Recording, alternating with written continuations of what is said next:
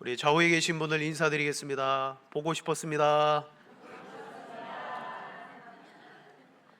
네, 오랜만입니다. 네, 한 주를 쉬고 또 이렇게 뵈니까 좋은 것 같아요. 그죠? 가끔 이렇게 떨어졌다가 만나는 것도 좋은 것 같아. 네, 여러분 기도 가운데 또 우리 트르키예 성지 탐방팀이 은혜 중에 어디 다친 사람 없고 또 크게 아픈 분 없이 은혜 중에 잘 다녀왔습니다. 기도해 주시고 또 많이 관심 가져 주시고 또 교회를 잘 지켜 주셔서 감사를 드립니다. 사람은 태어나는 순간 기준을 가지게 됩니다. 세상에 태어날 때 그 세상이 주는 기준을 우리가 받게 됩니다. 그 기준은 뭐냐? 자기입니다. 내가 세상의 기준입니다. 인생을 살아가는 주체가 나요. 모든 것이 나 중심으로 생각하고 판단하기 때문에 세상의 기준은 나라는 거예요. 그중에 어떤 사람들은 아주 자기 중심적인 사람이 있고 자기 표현을 잘하는 사람들이 있어요. 그게 뭐죠? 자아실현. 내가 어떤 존재다. 나는 이런 사람이다. 자기를 세상에 드러내는 것. 여러분, 이 자아실현이야말로 이 땅을 살아가는 모든 사람들의 목표예요. 하지만 2000년 전에 예수님이 이 땅에 복음을 가지고 오셨습니다. 복음과 함께 세상의 나라 속에 하나님의 나라가 도래했습니다. 누가복음 16장 16절입니다. 율법과 선지자는 요한의 때까지요, 그 후부터는 하나님 나라의 복음이 전파되어 사람마다 그리로 침입하느니라. 아멘.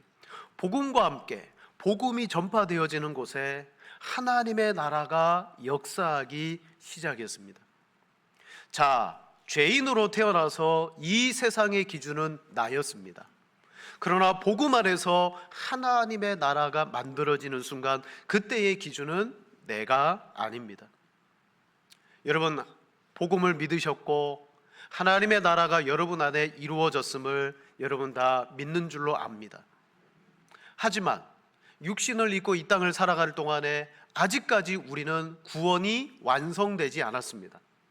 구원의 완성을 위해서, 영화에 이르기 위해서 우리들은 오늘도 신앙생활을 할 때 우리 신자의 내면에 어떤 일이 벌어집니까?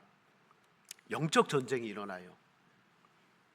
대표적인 영적 전쟁은 세상의 나라의 삶을 살아갔던 우리들이 하나님 나라의 삶을 살게 되면서 하나님 나라와 세상 나라가 서로 우리 속에서 전쟁을 일으킵니다.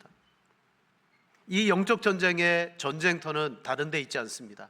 바로 저와 여러분들의 마음, 이 마음이 우리의 영적 전쟁이에요. 그것은 어떻게 나타나느냐? 자기를 긍정하느냐의 싸움과 자기를 부인하느냐의 싸움으로 이 전쟁이 일어납니다. 예전에 죄로 물들었던 우리의 옛자, 죄의 습관을 가지고 있던 우리의 옛자, 죄의 유혹을 받기 쉬운 우리의 옛자, 그러나 그리스도 예수 안에서 새로운 피조물이 된 우리의 현재의 자아가 두 개가 아니에요. 한 자아지만 죄와 유혹, 하나님의 가치와 세상의 가치가 내 속에서 내 자아로 말미암아 서로 싸우고 있어요. 로마서 7장에 이렇게 말합니다. 7장 19절, 내가 원하는 바 선은 행하지 아니하고 도리어 원하지 아니하는 바 악을 행하는도다. 만일 내가 원하지 아니하는 그것을 하면 이를 행하는 자는 내가 아니요 내 속에 거하는 죄니라. 여러분, 내 속에 죄가 거하면서 나로 하여금 그걸 행하게 만들더라는 거죠. 나는 그걸 하고 싶지 않아요. 새로워지고 변화된 나의 새로운 피조물 된 자아는 하나님 나라에 복종하고 싶습니다.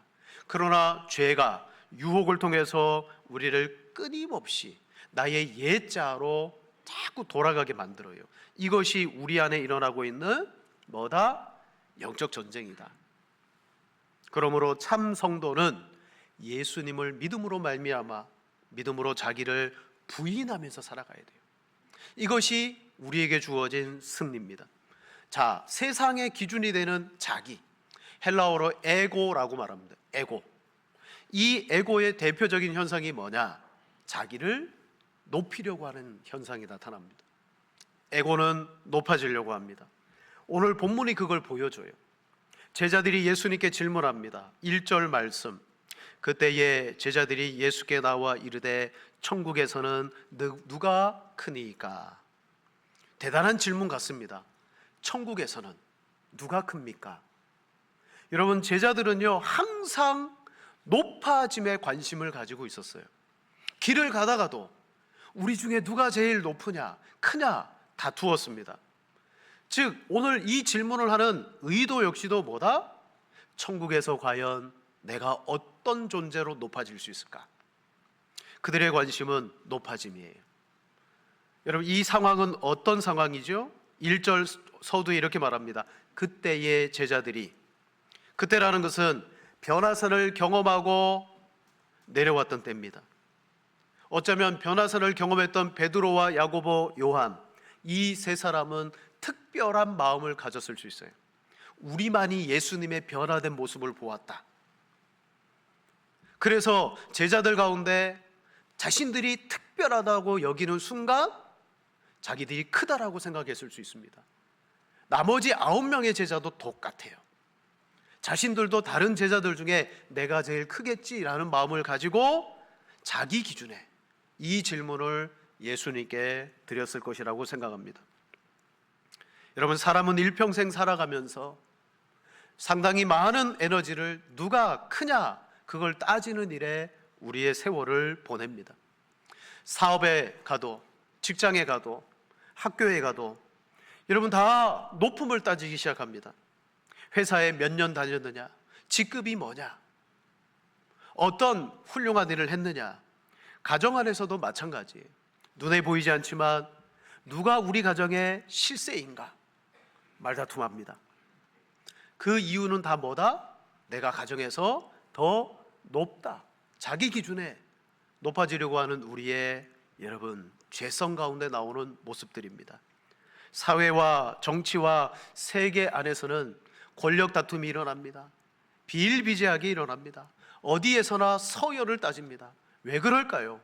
내 자아가 추구하는 첫 번째가 뭐다? 높아지는 것이에요. 사무엘상 18장에 보면 사울 왕이 백성들이 부르는 노래로 말미암아 그의 심기가 불편해졌습니다. 사무엘상 18장 7절에 말합니다. 사울은 천천히요 다윗은 만만히로다. 전쟁에서 승리하고 돌아오는 다윗을 찬양할 때 그 다윗을 향한 노래를 사울이 듣자 사울이 어떻습니까? 8절 말씀.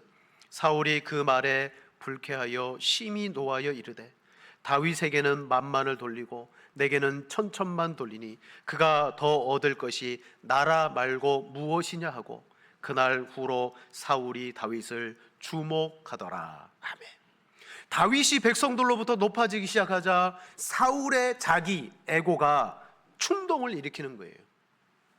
그날부터 다윗을 죽이는 일에 앞장서게 됩니다. 이게 뭐죠? 세상에서는 이런 일이 비일비재해요. 이제 6월이 되면 지방선거를 저희가 치르게 됩니다. 이미 아마 각 정당들마다 후보들이 다 공천되었을 줄 압니다. 그런데 아직까지 후보가 공천되지 않았을 때 후보들이 여러 명, 예비 후보들이 자기가 나가겠다라고 했을 때입니다. 유력한 선거지들마다 뭐합니까? 토론회를 해요. 후보들을 세워놓고 각자 자신들의 왜 나가야 되는지를 그 토론회를 통하여서 발표합니다. 그런데 어떤 일들이 벌어지죠? 토론회 그러면 후보들마다 자신들의 공약과 비전을 제시해야 되잖아요. 그런데 공약이나 비전은 제시되지 않습니다. 상대방의 약점과 그 흠집을 가십거리로 찾아내가지고 부끄럽게 만들고 그것으로 찍어 누르는 토론회를 합니다. 왜 그렇습니까? 내가 저 상대방을 흠집내야 내가 높아진다. 여러분, 이것이 세상이에요. 그러면 교회는 다르냐? 교회도 별반 다르지 않아요. 교회를 다닌 연수를 따져요. 때로는 교회 안에 직분을 따지기도 합니다. 심지어 제자 훈련을 잘하는 교회는요, 교회 오래 다닌 거 그거 별로 신경 안 씁니다. 제자 훈련 기수가 몇 기냐. 그래서 제자 훈련을 막 오래 한 교회는 1기, 2기 제자 훈련을 한 분들은요, 교회에서 왕이에요, 왕. 나는 담임 목사님이 제자 훈련을 처음 할 때 초창기에 제자 훈련을 했다고. 그게 높아짐의 이유가 되는 거예요. 왜 그럴까요? 교회도 높아지는 일에 절대 밀리지 않습니다. 왜냐? 사람에게는 자존심이라는 것이 있어요. 야고보서 1장 14절에 말합니다. 오직 각 사람이 시험을 받는 것은 자기 욕심에 끌려 미혹됨이니.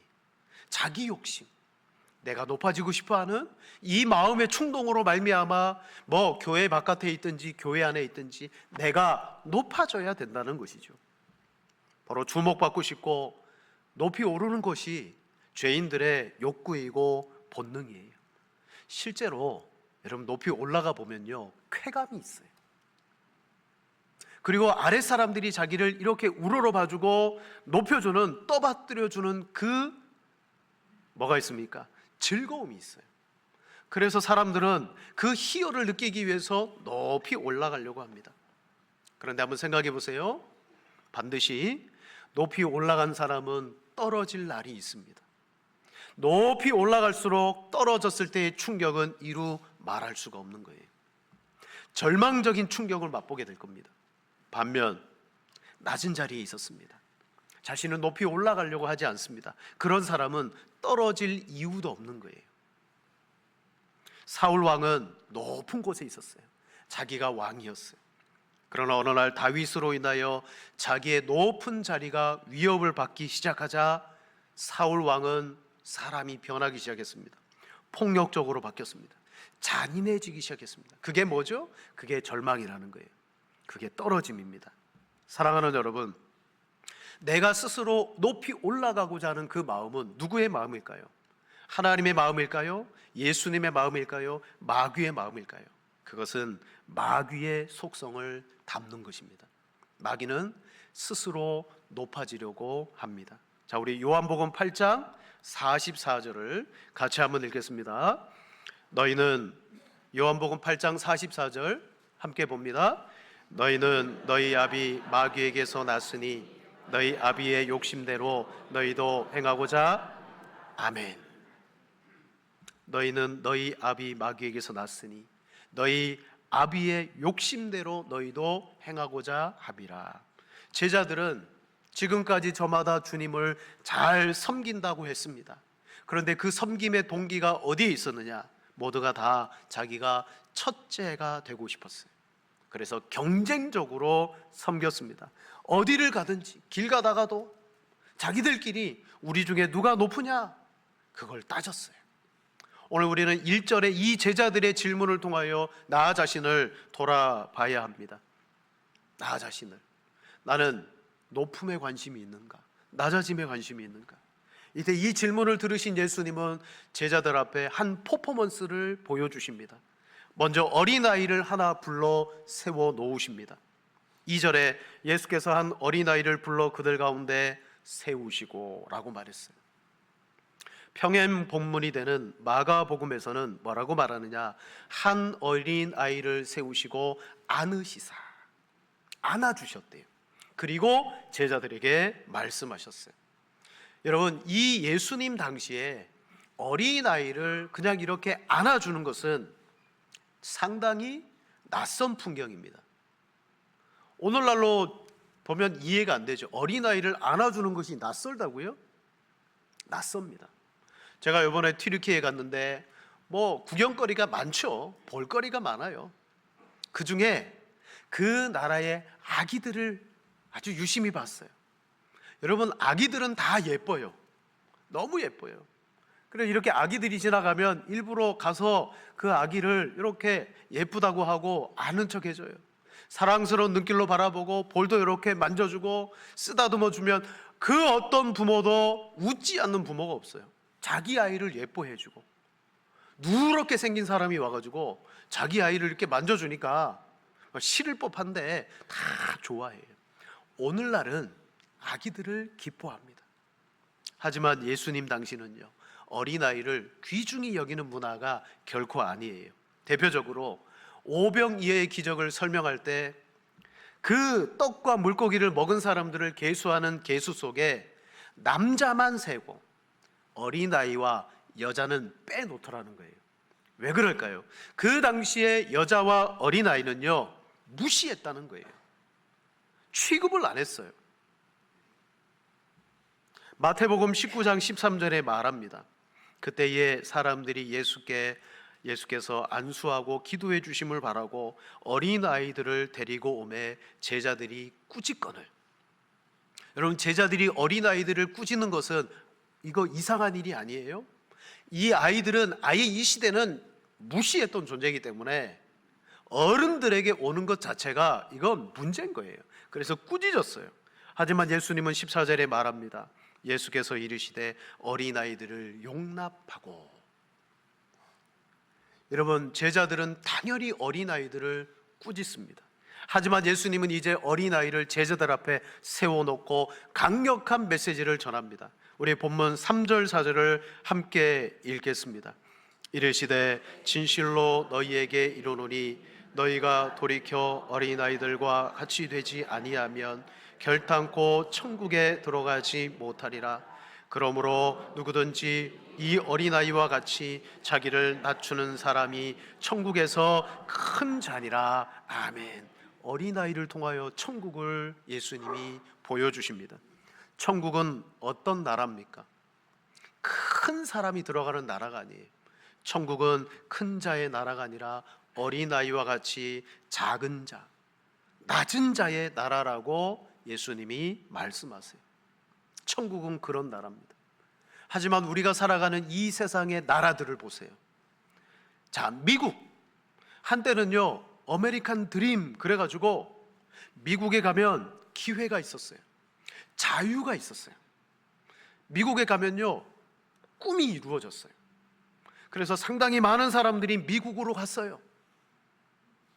하지만 지금 미국은 어떻죠? 이민자들을 추방하는 나라가 되겠습니다. 원래 자기들의 나라도 아니면서 백인들만의 미국을 만들려고 합니다. 미국의 대통령은 세계 그 어떤 나라보다 경제력으로 높은 나라, 군사력으로 높은 나라를 만들려고 지금 막강한 힘을 휘두르고 있습니다. 결국 이 세상의 나라의 특징은 뭐다? 모두가 다 높아지는 것에 있다. 하지만 예수님은 어린아이를 세워놓고 천국은 어떤 자의 것이냐? 어린아이와 같이 자기를 낮추는 자의 것이다 라고 말씀합니다. 사랑하는 여러분, 그럼 천국에 가면 어린아이들만 있습니까? 아니요. 천국은요, 차별이 없는 나라예요. 모두를 동일하게 받아주십니다. 그러니까 천국이라는 데는요, 특별한 사람이 없어요. 가끔 교회를 보면 저 사람은 좀 우리 교회 안 맞게 특별해, 그런 사람이 보일 수 있습니다만은 천국은 모두가 특별한 존재예요. 모두가 특별해요. 아주 작은 자라도 천국에서는 귀중하게 여김을 받습니다. 하나님의 나라가 바로 그런 것이에요. 주님은 사람들이 만들어 놓은 그 경계선을 허물어 버리고 지워버리고 낮은 자들을 환대해 주십니다. 이 일을 위해서 오늘 예수님께서 어떤 길을 걸어가시죠? 예수님은 스스로 낮은 길을 걸어가십니다. 낮은 길을. 우리를 위하여 죽는 길을 걸어가세요. 그리고 우리에게도 말합니다. 너희도 나를 따라와라. 사랑하는 여러분, 우리는 예수님을 믿고 그 예수님을 의지합니다. 왜 믿습니까? 예수님을 믿으면 성공하고 그 예수님을 믿으면 잘 되는 복을 받기 때문에 어떤 처세술 차원에서 예수님을 따르지 않아요. 예수님도 우리에게 처세술을 가르쳐 주지 않습니다. 뭘 가르쳐 줍니까? 얘들아, 하나님의 나라는 이런 나라야. 그 나라의 원리를 가르쳐 주시고 실제로 그 몸으로 그 나라를 보여주십니다. 하나님의 나라의 주제는 낮아짐입니다. 그러나 신앙생활을 하는 우리들은 교회를 통하여 이 하나님의 나라를 바라보고 신앙하지만 낮아짐은 지식으로는 알고 있어요. 실제로 문제를 만나면요, 낮아지고 싶어하는 사람은 아무도 없어요. 예를 들어 어떤 문제를 만나게 됩니다. 누구와 시비가 걸렸어요. 이 문제를 목사님이나 당회나 교회가 시시비비를 가려주면 좋겠어요. 저 사람이 잘못했는지 내가 잘못했는지 아무리 생각해도 내가 잘못한 건 없는 것 같아요. 상대방도 이야기해요. 자기는 잘못한 게 없다. 답답해 죽을 지경입니다. 스스로 시험에 듭니다. 내가 그렇게 한 적이 없는 것 같은데 저 사람은 나를 그렇게 했다라고 말하고 나를 싫어하고 나를 미워해요. 서로가 이 문제를 가지고 뭘 원하느냐, 뭔가 교회가 이 문제를 시시비비를 가려줘서 당신은 옳군요, 당신이 잘못했군요, 가려주기를 원해요. 아마 여러분 마음속에도 그런 일들이 있을 수도 있어요. 그 일이 뭐냐? 만약에 교회가 그래요, 당신이 옳군요, 얘가 얘기를 들어보니 당신이 잘못됐군요라고 시비를 가려주는 순간 이 사람은 높아집니다. 봐, 내가 옳았지. 높아지는 게 별게 아니에요. 내가 옳지, 내 말이 맞지 하는 순간 그는 자기 의의를 갖게 되고 높아지게 됩니다. 반대로 당신이 잘못했군요, 실수했군요 라고 판정을 내려주는 순간 그분은 교회를 나오지 않습니다. 여러분, 시시비비를 가려주기를 원하지만 시시비비를 가려주는 순간 한 사람은 하나님의 나라가 아니라 세상의 기준으로 높아지게 되고 한 사람은 실족하고 떨어지게 되는 거예요. 왜 이런 일을 우리가 원할까요? 아담과 하와가 선악의 열매를 먹는 순간 뭐라고 말합니까? 선악을 아는 일에 우리와 같이 되었다. 죄인된 우리들이 누가 되었어요? 선악을 판정하며 다른 사람의 문제나 다른 사람의 허물을 비판할 수 있는 재판관의 자리에 우리가 서게 되었다는 거예요. 재판관의 자리는 어떤 자리죠? 높은 자리예요. 누가 잘했고 누구는 잘못했고 그 판정을 우리가 내리기 시작했습니다. 그리고 누군가 옳다라고 인정받게 될 때 그 사람은 스스로 의로움을 획득하게 되는 거예요. 여러분, 이게 정말 교회며 하나님의 나라가 될 수 있을까요? 안 된다는 거죠. 이러한 일들 속에 정말 하나님의 나라 사람은 어떻게 하느냐? 자기를 낮춘다. 제자들은 이미 유대 문화 안에서 어른들입니다. 어린아이들은요, 용납이 안 되는 거예요. 무시했습니다. 자격 미달입니다. 그래서 꾸짖었습니다. 그러나 하나님의 나라인 교회는 그렇지 않아야 돼요. 왜? 하나님은 교회를 바라보시면서 서열을 따지거나 훌륭한 일을 하거나 세상 사람들 기준에 깜짝 놀라운 일을 하는 사람을 하나님은 특별히 대우해 주는 것이 아니라는 거예요. 내가 아무리 세상에서 큰 일을 하고 사람들 앞에 업적을 세웠다 할지라도 하나님은 그것에 관심이 없습니다. 전혀 그 일에 관심이 없습니다. 그건 우리끼리 그냥 도토리 키재기 하는 거예요. 다시 말해, 우리는 세상의 기준으로 쓸데없고 보잘것없는 일에 신앙생활하며 목숨 걸 때가 너무나 많이 있습니다.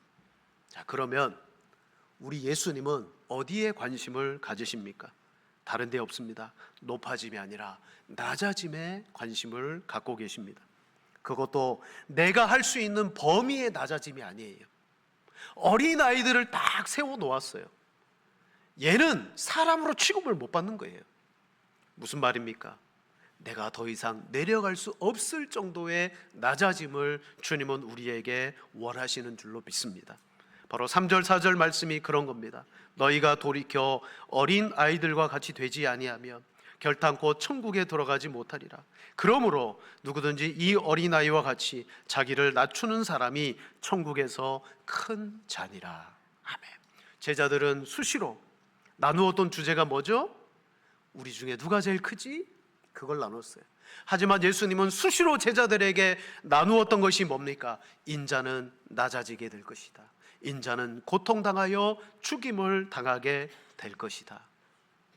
그때 예루살렘을 향하여 이 낮아짐이 목적이었던 예수님이 내가 이제 예루살렘에 올라간다, 고난을 받고 핍박을 당하여 죽게 될 것이다. 그때 베드로가 어떻게 했습니까? 예수님을 붙들고 항변했습니다. 왜요? 예수님이 죽어버리면 높아짐을 바라보고 자기가 나왔는데 예수님이 죽으면 자기의 높아짐이 물거품이 되니까 항변하는 거예요. 마태복음 6장 22절입니다. 베드로가 예수를 붙들고 항변하여 이르되 주여 그리 마옵소서, 이 일이 결코 주께 미치지 아니하리이다.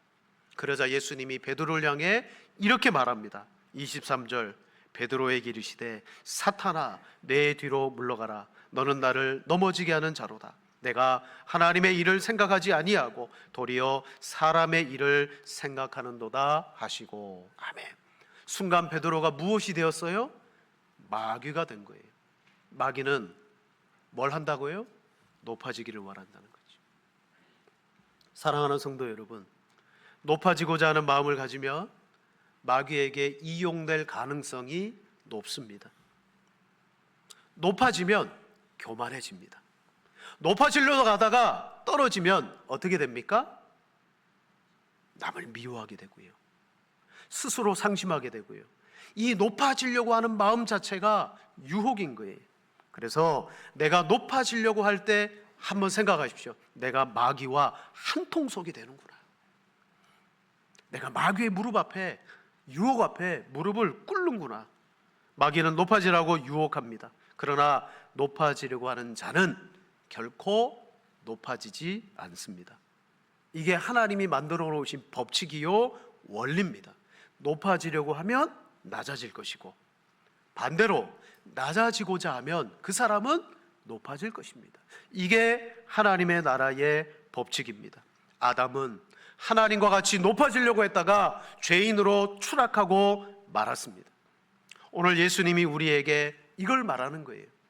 봐라, 이 어린아이는 이 유대 사회 속에서 전혀 사람의 취급을 받지 못하고 인정받지 못하는 무리 속에 끼어 있지 않느냐? 너희가 이 어린아이와 같이 낮아져야 된다. 이 아이에게는 힘도 없고 권력도 없고 그 어떤 것도 없다. 그러므로 내가 이 아이를 인정하는 것처럼 너희도 그렇게 되어져야 된다. 사랑하는 여러분, 무엇을 위해서 우리가 신앙생활을 하고 있습니까? 내가 신앙생활을 하면 할수록 더 위로 올라가고 많은 것들을 획득하고 얻는데 초점을 맞추고 계십니까? 그러면 내 신앙의 초점은 높아지는 데 있어요.